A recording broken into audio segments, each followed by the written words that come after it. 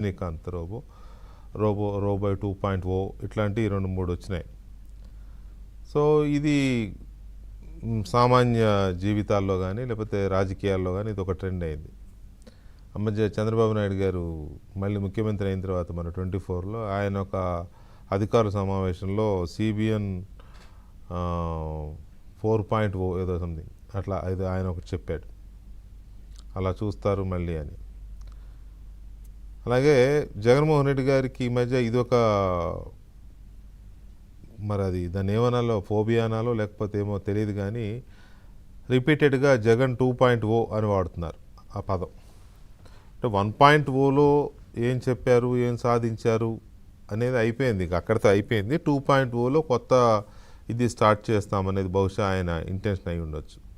Okay, తప్పలేదు. రాజకీయాల్లో second phase of YSR Congress party అది వేరు. జగన్మోహన్ రెడ్డి రాజకీయం నెక్స్ట్ లెవెల్ ఎలా ఉండబోతుంది అనేది చెప్పే ప్రయత్నమేమో, అది కూడా మనం ఆహ్వానించదగ్గ పరిణామమే. ఎందుకంటే రాజకీయాలు ఎప్పుడు ఒకలా ఉండవు, డైనమిక్గా మారుతూ ఉంటాయి. అలాగే నాయకులు కూడా ఎప్పుడు డైనమిక్గా మారుతూ ఉంటారు, వాళ్ళ విధానాలు మారుతూ ఉంటాయి, ఆలోచనలు మారుతూ ఉంటాయి. గతంలో చేసిన తప్పుని సరిదిద్దుకుని మళ్ళీ విధానాలు మార్చుకుని వస్తూ ఉంటారు. మళ్ళీ తప్పులు జరగవచ్చు, తప్పులు జరుగుతూ ఉంటాయి. చేసిన తప్పు చేయకుండా ఉంటే చాలు. కానీ జగన్మోహన్ రెడ్డి గారికి ఉన్న ప్రత్యేకత ఏంటంటే చేసిన తప్పే చేస్తూ ఉంటాడు. మళ్ళీ అమరావతిని వ్యతిరేకించి తప్పు చేశాడు, మళ్ళీ అదే తప్పు మళ్ళీ చేస్తున్నాడు. ఇలాంటి మీరు చూస్తే ఏది చూసినా ఇలాగే ఉంటుంది. ఇండస్ట్రీస్ని తప్పు అప్పుడు నాశనం చేశాడు, మళ్ళీ ఇప్పుడు వచ్చి మళ్ళీ వాటిని బెదిరిస్తూ ఉంటాడు. మళ్ళీ ఇప్పుడు కూడా అభివృద్ధి అప్పుడు నాశనం చేశాడు, ఇప్పుడు వచ్చి కూడా అభివృద్ధి చేసే వాళ్ళని భయపెడుతూ ఉంటాడు. అంటే జగన్ 1.0కి జగన్ 2.0కి తేడా ఏం లేదు. అదే బెదిరింపు, అదే రాద్ధాంతం, అదే నానా బీభత్సం చేయడం, ఇవి తప్ప పెద్దగా డిఫరెన్స్ ఏమి ఉండదు. అయితే ఇప్పుడు ఆయన చెప్పిన ఈ జగన్ 0.2లో కొద్దిగా తేడా ఉంది.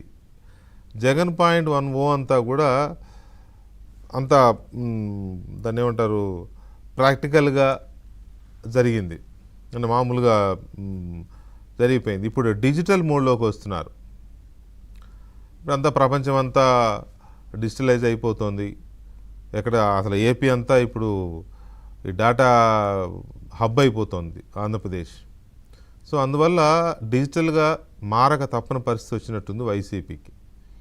అసలు ఒక రకంగా ఇప్పటి వరకు ఆ పార్టీకి ఒక యాప్ లేకపోవడం, ఒక అప్లికేషన్ లేకపోవడం చాలా వెనకబడి ఉంది ఆ పార్టీ. బహుశా జగన్మోహన్ రెడ్డి గారికి ఇన్ఫర్మేషన్ టెక్నాలజీ మీద, డిజిటల్ టెక్నాలజీ మీద సరైన అవగాహన లేదనుకుంటా. అందువల్ల బాగా వెనకబడ్డారు. బాగా ఉండాలి. ఎందుకంటే ఈ రోజుల్లో ఆ డిజిటల్ టెక్నాలజీ కానీ లేకపోతే ఇన్ఫర్మేషన్ టెక్నాలజీ కానీ మనిషి దైనందిన జీవితంలో అదొక అంతర్భాగం అయిపోయింది. ఇంకా ఒక మాటలో ఒక అడుగు ముందుకే చెప్పాలంటే ఎసెన్షియల్ కమోడిటీ, నిత్యావసర వస్తువులు అంటాం కదా, ఐటీ అనేది అలా అయిపోయింది. ఐటీ, నెట్, ఇంటర్నెట్, వైఫై ఇలాంటివన్నీ కూడా అవి మన నిత్యావసర వస్తువుల జాబితాలోకి ఎప్పుడో వచ్చేసాయి. జగన్మోహన్ రెడ్డి గారికి ఇప్పుడు వచ్చింది. Very unfortunate thing. చాలా వెనకబడ్డారు. పైగా ఒక రాజకీయ పార్టీని నడిపే నాయకుడు ఇప్పుడు ఆ పార్టీకి ఒక అప్లికేషన్ తీసుకురావాలనుకుంటున్నారు అని అంటే వెరీ బ్యాడ్. చాలా వెనకబడి ఉన్నారు. ఎనీవే ఇప్పటికైనా ఆ పార్టీకి ఒక ప్లాట్ఫామ్, డిజిటల్ ప్లాట్ఫామ్ తీసుకురావాలి, ఒక అప్లికేషన్ తీసుకురావాలని ఆయన నిర్ణయాన్ని స్వాగతించవచ్చు. ఎందుకంటే అప్గ్రేడ్ అవుతున్నారు, రాజకీయ పరిణామాలు మారుతున్న నేపథ్యంలో ఇట్లా అప్గ్రేడ్ అవడం మంచిదే. అయితే ఆ అప్లికేషన్ని ఆయన ఎందుకు తీసుకొస్తున్నారు అనే దాంట్లోనే తేడాలు ఉన్నాయి. మిగతా పార్టీలు అన్నిటికీ ఉన్నాయి, జాతీయ పార్టీలకి, ప్రాంతీయ పార్టీలకి అన్నిటికీ ఉన్నాయి, అప్లికేషన్స్ ఉన్నాయి, ఎవరి సొంత యాప్స్ వాళ్ళకు ఉన్నాయి. యాప్లో వాళ్ళు ఏం చేస్తారంటే ఆ సమాచారాన్ని పెడుతూ ఉంటారు ఎప్పటికప్పుడు, పార్టీ సమాచారాన్ని, అధినేత ఇచ్చే సందేశాన్ని, లేకపోతే ఏమైనా కొత్త పాలసీ తీసుకుంటే దాంట్లో పెట్టడం. అంటే కార్యకర్తలకు ఎప్పటికప్పుడు ఇప్పుడు ఎస్ఐఆర్ నడుస్తుంది. ఈ ఎస్ఐఆర్ నడుస్తూ ఉంటే ఎస్ఐఆర్లో కార్యకర్తలందరూ ఓటు ఎలా నమోదు చేసుకోవాలి, లేదా మీ ప్రాంతాల్లో ఉన్న ఓటర్లను ఎలా నమోదు చేయించాలి. ఎందుకంటే ఎస్ఐఆర్ అనేది లైఫ్ అండ్ డెత్ ఇష్యూ ఇప్పుడు పార్టీలకి. కాబట్టి కార్యకర్తలను ఆ దిశగా తీసుకెళ్ళాలి. ఎస్ఐఆర్ వస్తుంటే ఇప్పుడు ఆయన ఇది తీసుకున్నాడు, ఇప్పుడు యాప్ తీసుకున్నాడు. అంటే డిజిటలైజేషన్ వల్ల ఉండే ప్రయోజనం ఏంటంటే ఆయన కనుక యాప్ని ఇంతకు ముందే ఆల్రెడీ ఉండి ఉంటే వైఎస్ఆర్ కాంగ్రెస్ పార్టీ కార్యకర్తలకి యాప్ ద్వారా ఒక ఎప్పటికప్పుడు అప్డేట్స్ ఇస్తూ ఎస్ఐఆర్ ఇలా చేయాలి ఈ ప్రాబ్లం ఉంటే ఇలా చేయాలి ఈ ప్రాబ్లం ఉంటే ఇలా చేయాలి బిఎల్ఏలు అంటే బూత్ లెవెల్ ఏజెంట్స్ ఎంతమంది ఉన్న వాళ్ళకందరికీ ఇండివిజువల్ మెసేజ్ ఇచ్చి పంపి యాప్ ద్వారా కోఆర్డినేట్ చేసుకోవాలి. అసలు అదేమీ లేదు. అదేమీ లేదంటే ఉంటే కదా అసలు నిర్మాణం అనేది ఉంటే కదా ఆ పార్టీకి ఒక గ్రామ నిర్మాణం కమిటీల నిర్మాణం ఉంటే కదా ఏదో ఒక వెల్లువల కొట్టుకుపోతూ ఉంటుంది ఆ పార్టీ. సరే ఓకే ఆ బేస్ ఉంది కాబట్టి ఫ్యాన్ బేస్ ఉంది కాబట్టి జగన్మోహన్ రెడ్డికి ఆ వేవ్ అలా కొట్టుకుపోతుంది కమిటీలు లేకపోయినా. సో ఇక్కడ ఎంత ఏదావాత చెప్పొచ్చేది ఏంటంటే ఆయన అది పెట్టదలుచుకున్నది ఎందుకంటే సోషల్ మీడియాలో మన కంటెంట్ని ఉంచట్లేదు, డిలీట్ చేసేస్తున్నారు. మనం ఫేస్బుక్లో పెట్టినా డిలీట్ చేస్తున్నారు, ట్విట్టర్లో పెట్టినా డిలీట్ చేస్తున్నారు, యూట్యూబ్లో పెట్టినా డిలీట్ చేస్తున్నారు, ఇన్స్టాలో పెట్టినా డిలీట్ చేస్తున్నారు. ఎక్కడ పెట్టినా మన కంటెంట్ని ఉంచట్లేదు, డిలీట్ చేసేస్తున్నారు. కాబట్టి మనమే ఒక సొంత యాప్ని తయారు చేసుకుంటున్నాం, అందులో మీరు పెట్టండి. ఇది ఆయన వాళ్ళు ఇచ్చిన సందేశం. నాకు అర్థం కాల. యూట్యూబ్లో ఎవరు డిలీట్ చేస్తారు? గూగుల్లో డిలీట్ చేస్తారు, యూట్యూబ్ వాళ్ళు డిలీట్ చేస్తారు. వెంకటకృష్ణ లేకపోతే చంద్రబాబు నాయుడు లేకపోతే ఇంకొకరో చేయడానికి అవకాశం లేదు. గూగుల్ యూట్యూబ్ మేనేజ్మెంట్ తీసేస్తుంది, లేదా దానికి ఉన్న ఆ టెక్నాలజీ దీంట్లో ప్రకారం ఆల్గారిథమ్స్ ప్రకారం అది ఆటోమేటిక్గా డిలీట్ అయిపోతుంది. టెక్నాలజీ ఆ రేంజ్కి వచ్చింది జగన్మోహన్ రెడ్డి గారు. మనం కావాలనుకుంటే బటన్ నొక్కుతాం, మనం వద్దనుకుంటే బటన్ లాగుతాం అంటే కుదరదు. ఆటోమేటిక్గా టెక్నాలజీ తీసుకుంటుంది. ఆ వీడియోని ప్రమోట్ చేయాలా, వీడియోని డిలీట్ చేయాలా, అదే డిసైడ్ చేసేసుకుంటుంది. అదే కదా లేటెస్ట్ టెక్నాలజీ. అది ఆర్టిఫిషియల్ ఇంటెలిజెన్స్ అనండి, దానికి అల్గారిథమ్స్ అనండి, ఏ పేరైనా పెట్టుకోండి, అది ఆటోమేటిక్గా జరిగిపోతుంది. అలాగే ఫేస్బుక్లో ఏమవుతుంది, మీరు ఒక పోస్ట్ పెడితే అది అల్గారిథమ్స్ దాన్ని నెగిటివ్గా చూపించాయనుకోండి, ఆటోమేటిక్గా మెటా దాన్ని తీసేస్తుంది.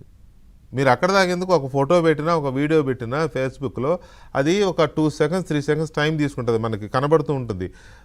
దాని ప్రూఫ్ రీడింగ్ ఆ వీడియోకి సంబంధించిన జెన్యూనిటీని అది రీడ్ చేస్తూ ఉంటుంది. That is technology. ఈయనేమంటారంటే మన సోషల్ మీడియాలో మన కంటెంట్ని డిలీట్ చేసేస్తున్నారు కాబట్టి మనకి ఒక యాప్ అవసరం, ఆ యాప్లో పెట్టేద్దాం, అదొకటి అన్నారు. ఇది కూడా మొన్న సీదిరాప్పలరాజు కొడుకుని పాపం పిల్లోడిని ఎందుకు అలా శిక్షిస్తారన్నట్టుగానే ఉంది. ఇది కూడా అది అమాయకత్వమో మరి లేకపోతే ఐ డోంట్ నో, అంతకంటే పెద్ద పదాలు నేను వాడను కానీ.